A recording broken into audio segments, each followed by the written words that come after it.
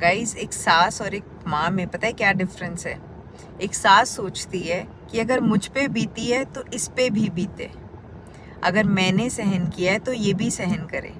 और एक माँ सोचती है जो मुझ पे बीती है वो मेरी बेटी पे कभी ना बीते, जो मैंने सहन कर लिया वो कभी मेरी बेटी ना सहन करे।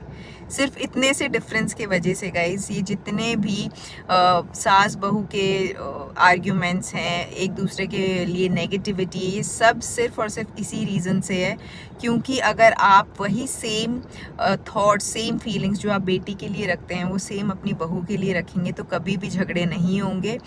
और ये भी सोचिए कि जैसा आप अपने बहू को ट्रीट करेंगे, एंड ऑफ द डे आपकी बेटी के साथ भी वही ट्रीटमेंट होगा क्योंकि कर्म दिखाने के लिए ऊपर वाला बैठा है। तो एक बहू को भी मैं यही बोलूँगी, अपनी माँ की तरह ट्रीट कीजिए अपनी सास को। और एक सास सबसे पहले, इसलिए सास को पहले बोल रही हूँ क्योंकि जो बड़ा होता है पहला कदम मेरे हिसाब से उसको उठाना चाहिए।